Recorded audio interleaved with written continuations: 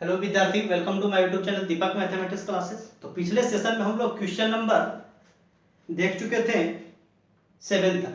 ठीक है, जो विद्यार्थी वीडियो नहीं देखे हैं पहले जाकर वीडियो को देखिए चैनल पे, जिससे आपको अच्छे से समझ में आएगा। अब हम लोग क्वेश्चन नंबर 8 से देखेंगे। बहुत ही आसान क्वेश्चन है, आगे जितने भी आपको बताएंगे बस लगातार वीडियो को देखते रहिए, स्किप नहीं कीजिएगा। क्वेश्चन नंबर 1, सबसे पहले तो हम लोग क्वेश्चन को लिखते हैं। क्वेश्चन कहता क्या है आपसे? कहता है कि यदि if fx equal to mod of X cube by X, यह वैल्यू कब लिखा जाएगा? When X not equal to 0 and fx equal to 0 कब लिखा जाएगा? When X equal to 0। तो fx का x इक्वल टू 0 पर संतता की जांच करें। Then test the continuity of fx at x equal to 0। तो fx का x इक्वल टू 0 पर संतता की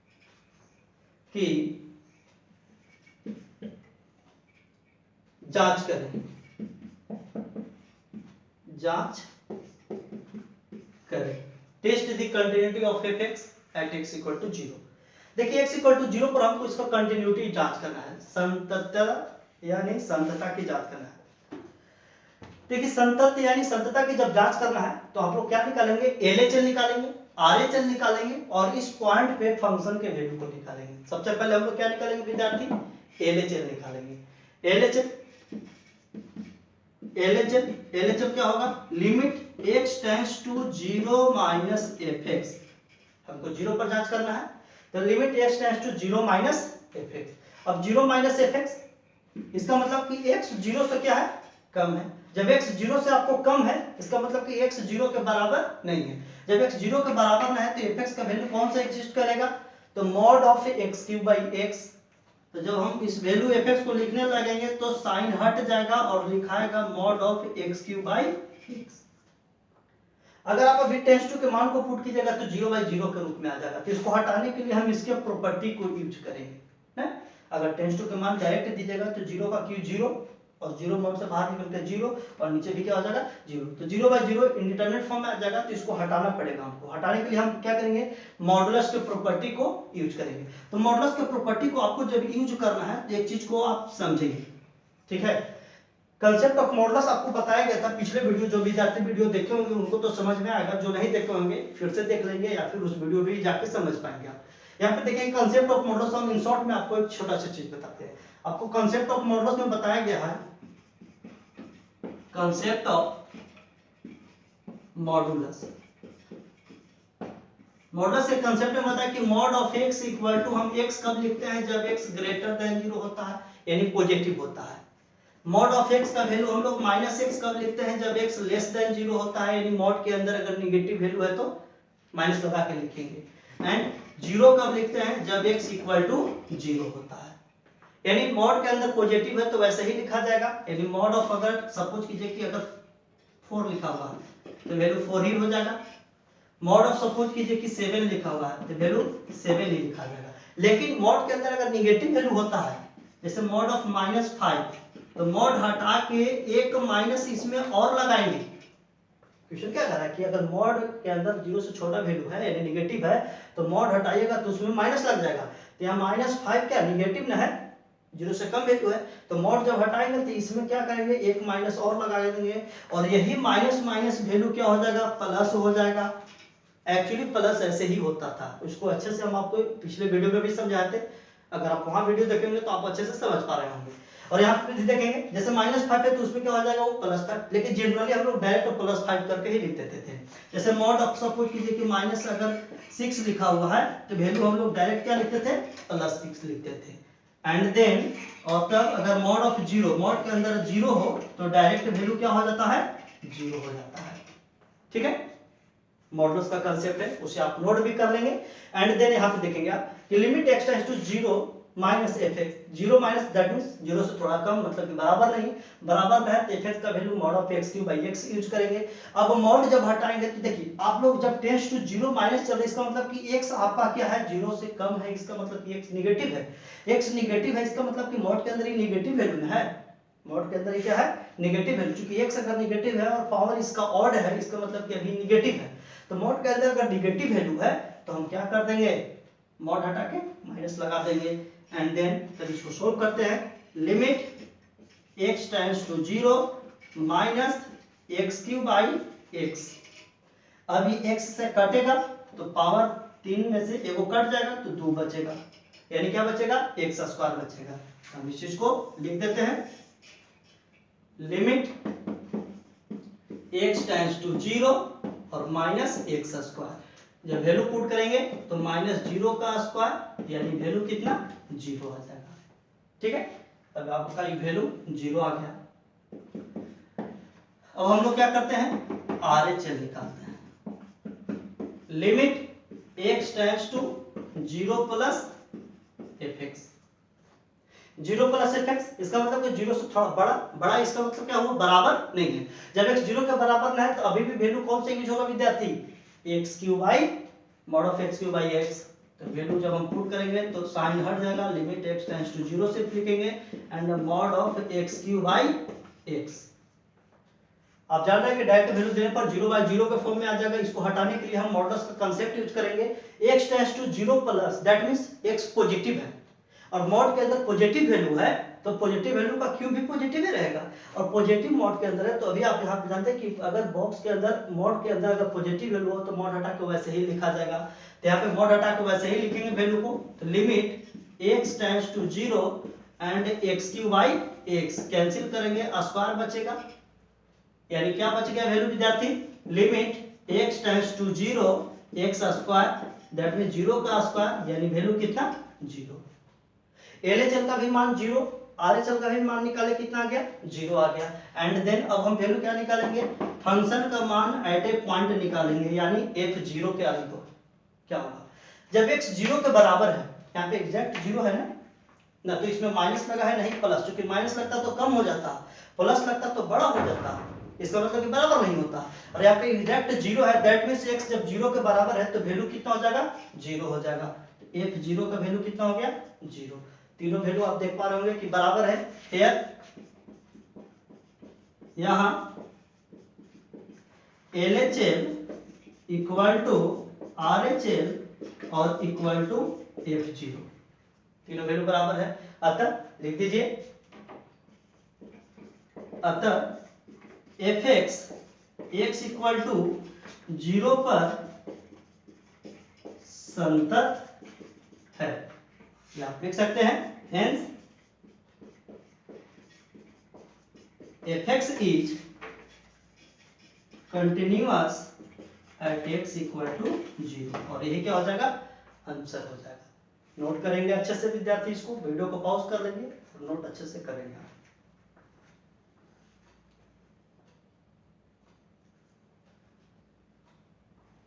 चलिए कर लिए हम, साफ कर देते हैं इसे।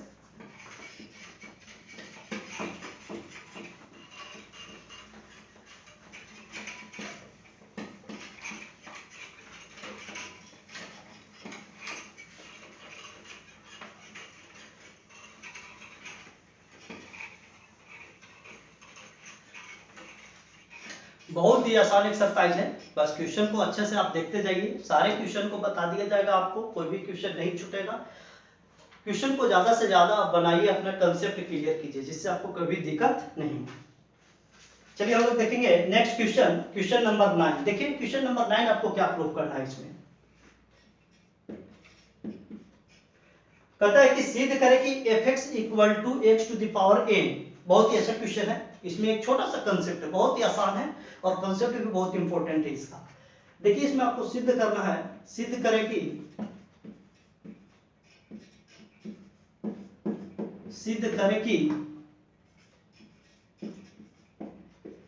fx equal to x to the power n,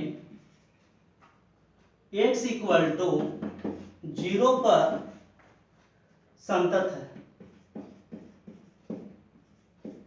0 पर संतत है, जहां n एक धन पूर्णांक है, जहां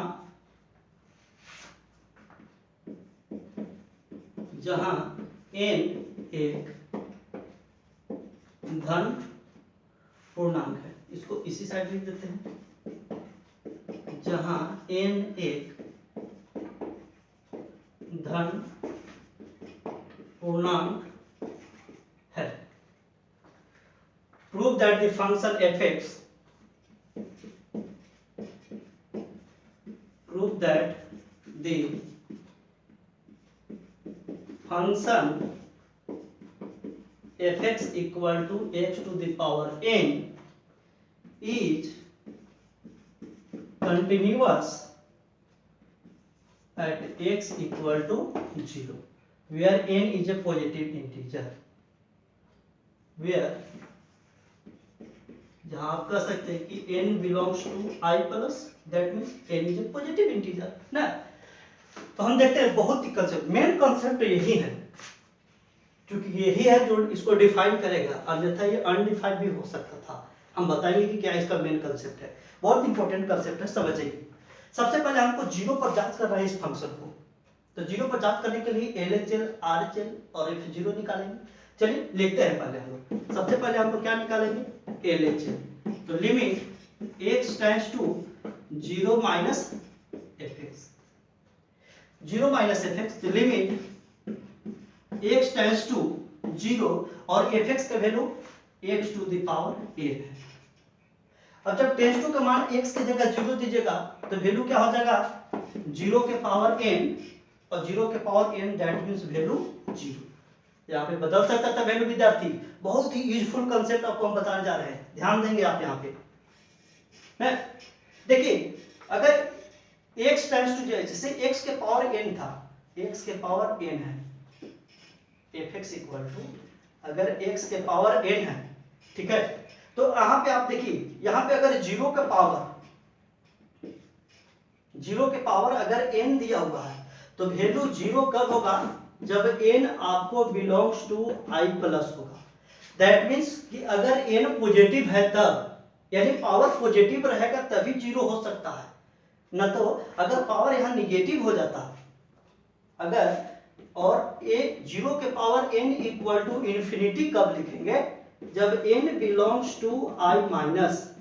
दैट मीन अगर n आपका निगेटिव इंटीजर से बिलोंग कर रहा है, यानी उसका मान निगेटिव हो, जैसे -1, -2, -3, -4, अगर इस सब क्वेश्चन में अगर रहेगा वैल्यू तो क्या हो जाएगा, फिर इन्फिनिटी हो जाएगा। कैसे समझते हैं, दोनों ही क्वेश्चन के एग्जांपल से। जैसे 0 के पावर अगर 2 दे देते हैं तो 0 का स्क्वायर 0 हो जाएगा, समझ में आ रहा है। 0 का पावर अगर पॉजिटिव देते हैं, कुछ भी आप देते हैं, 0 के पावर सपोज कीजिए कि आप दे दे रहे हैं 5, तो वैल्यू क्या हो जाएगा, 0, कितना भी पावर दे देंगे। बट अगर यही पावर निगेटिव होने लगेगा, जैसे 0 के पावर -2, तो अभी वैल्यू क्या होगा, आप जानते हैं, एक इंडिसिस फार्मूला आपको बताया गया है कि अगर a के पावर -m हो तो अगर नीचे आएगा तो पावर पॉजिटिव हो जाता है। आप जानते हैं ना कि नीचे आएगा तो पावर क्या हो जाएगा, पॉजिटिव हो जाएगा। तो यहाँ निगेटिव पावर इसका है, और यही वैल्यू जब नीचे आ जाएगा तो यही पावर वैल्यू क्या हो जाएगा, पॉजिटिव हो जाएगा। और 0 का स्क्वायर 0, तो 0 का स्क्वायर 0, तो 1/0, और आप जानते हैं कि समथिंग बाई 0 जब होता है तो वैल्यू क्या हो जाता है, इन्फिनिटी हो जाता है। बहुत ही अच्छा क्लियर कंसेप्ट आपको समझ में आ रहा है जी, बहुत ही अच्छा कंसेप्ट है कि अगर देखिए पावर पॉजिटिव हो, 0 का पावर पॉजिटिव हो तो वैल्यू 0 होगा ना, लेकिन अगर 0 के पावर निगेटिव होने लगे तो उस स्थिति में वैल्यू क्या हो जाता है, इन्फिनिटी हो जाता है। इसीलिए क्वेश्चन में ही लिख दिया है पहले ही कि जहां n क्या है, आपका धन पूर्णांक है, यानी पॉजिटिव इंटीजर है, इसलिए यह डिफाइन कर सकता है, यानी इसका वैल्यू लिख लेगा। जैसे x के पावर अगर यहाँ पे हम दे देते हैं, यानी 0 के पावर n, और n आपका पॉजिटिव इंटीजर है, इसलिए वैल्यू क्या लिखे हम, 0। अगर यही n अगर निगेटिव इंटीजर होता, यानी ऋणात्मक धन पूर्णांक होता, यानी ऋणात्मक पूर्णांक होता, तो हम इस स्थिति में इसको क्या लिखते हैं, हम इन्फिनिटी लिख पाते, जैसा कि यहाँ पे आपको समझाया गया है। आप इसको अच्छे से समझ लेंगे, आप लिख पाएंगे इसको, ठीक है, ताकि आपको अच्छे से हमेशा एक कंसेप्ट क्लियर रहे। अब हम नेक्स्ट स्टेप देखते हैं, LHL के बाद RHL। बहुत आसान है, RHL फिर निकालो, जब एक कंसेप्ट को समझ गए तो RHL आसान लगेगा। फिर RHL में क्या हो जाएगा, पॉइंट पर प्लस लगा के लिखेंगे, limit x tends to 0 plus fx, fx का value limit x tends to 0 और fx का value x to the power n positive है, वैल्यू तो इसमें दे देते हैं, तभी वैल्यू 0 के पावर n, यानी वैल्यू कितना हो जाएगा 0 आएगा। LHS का मान 0, RHS का मान 0, क्योंकि n तो आपका हमेशा धन पूर्णांक है, पॉजिटिव इंटीजर है ना, तो 0 ही रहेगा।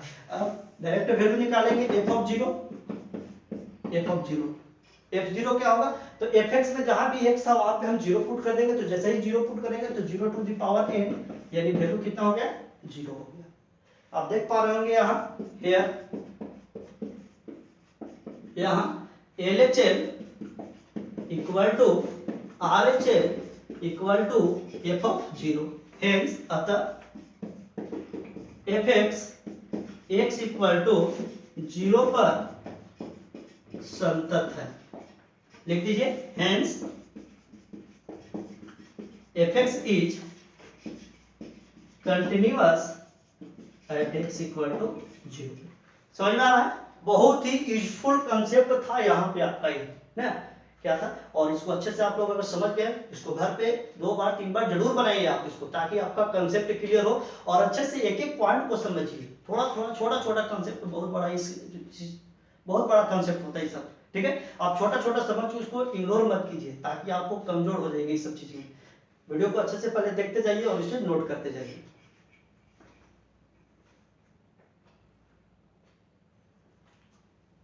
लिख लिया होंगे, साफ कर देते हैं।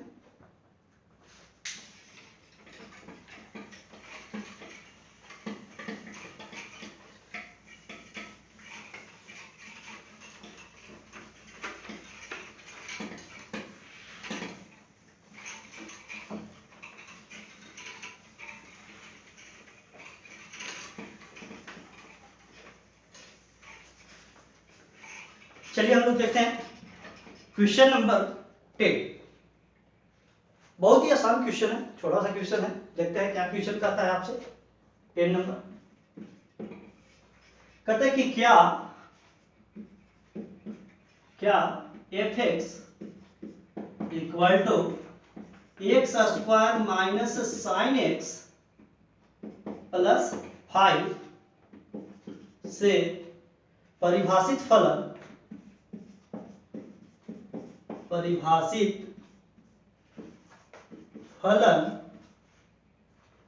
x इक्वल टू पाई पर संतत है। Is the function defined by fx equal to x square minus sin x plus 5 continuous at x equal to 5? पूछता है कि क्या है फंक्शन x इक्वल टू 5 पर संतत यानी कंटिन्यूअस है। चलिए तो x इक्वल टू 5 पर हम इसको कंटिन्यूटी को चेक करेंगे हम लोग। सबसे पहले हम लोग क्या निकालेंगे विद्यार्थी, इसका तब LHL RHL and then f5 value ना। सबसे पहले हम लोग निकालेंगे LHL क्या होगा, तो limit x tends to pi minus fx, point pi पर हमको चेक करना है, तो पाई के ऊपर क्या लगेंगे हम माइनस और देन fx। देखिए पाई माइनस और प्लस fx का तो एक ही वैल्यू है, तो हमेशा यही यूज होगा। जब हम fx के वैल्यू को पुट करने लगते हैं तो साइन हट जाता है टेंड्स टू पर से, एंड देन वैल्यू लिखेंगे यहाँ पे हम x square minus sine x plus 5। अब टेंड्स टू के मान को जैसे ही इसमें हम पुट करेंगे तो वैल्यू कितना आ जाएगा विद्यार्थी, x स्क्वायर यानी पाई का square minus sine pi plus 5। Solve करते हैं इसको, pi square minus sine pi minus sine 180 180, sine 180 का मान 0 होता है, यानी साइन पाई का मान 0 हो जाएगा एंड देन प्लस 5। तो वैल्यू कितना आ गया विद्यार्थी, पाई स्क्वायर प्लस 5। वैल्यू किसका आ गया, LHL का आ गया। अब क्या निकालेंगे हम लोग, RHL निकालेंगे। Therefore RHL limit x tends to pi plus fx, plus है इसका मतलब वैल्यू क्या होगा, बड़ा है, बड़ा हो छोटा हो वैल्यू तो fx का एक ही है, इसलिए हमेशा वही वैल्यू यूज होगा। नेक्स्ट स्टेप में जब हम fx का वैल्यू लिखेंगे तो टेंड्स टू पर से साइन हट जाएगा और वैल्यू इसमें पुट कर देंगे। fx का वैल्यू कितना, x square minus sine x और प्लस 5। टेंड्स टू के मान को अब इसमें हम पुट करते हैं, जैसे ही आप पाई को पुट कीजिएगा तो पाई का स्क्वायर माइनस साइन पाई और प्लस 5, वैल्यू फिर यही क्या आएगा पाई स्क्वायर माइनस 0 प्लस 5 और वैल्यू आ जाएगा पाई स्क्वायर प्लस 5। एलएचएल का value pi square plus 5, RHL का भी value pi square plus 5 and then अब हम वैल्यू क्या किसका निकालेंगे एफ पाई का, जब एक्स पाई के बराबर होगा तो डायरेक्ट एफ एक्स में अगर यहाँ पे हम पाई दे दें तो जहां जहां एक्स होगा तहां तहां पाई पुट हो जाएगा। तो वैल्यू कितना आ जाएगा इसका pi square minus sine pi plus 5, pi square minus 0 plus 5 then pi square plus 5। अब आप देख पा रहे होंगे विद्यार्थी कि हेयर यहाँ LHL equal to RHL and this is also equal to F5। यह वैल्यू क्या है, तीनों वैल्यू बराबर है, LHL इक्वल टू RHL और इक्वल टू F5। अब जब F5 वैल्यू तीनों वैल्यू बराबर हो गया इसका मतलब क्या हो जाएगा, तो आप लिख पाएंगे कि अतः Fx x equal to pi पर संतत है, या आप लिख दीजिए hence Fx is continuous at x equal to pi, और यही क्या हो जाएगा आंसर हो जाएगा। वीडियो को देखते जाइए, नेक्स्ट वीडियो हम लोग क्वेश्चन 11 से डालेंगे, ठीक है। हम यहीं तक आज रहने देते हैं, इस पर देखते हैं वीडियो को अच्छे से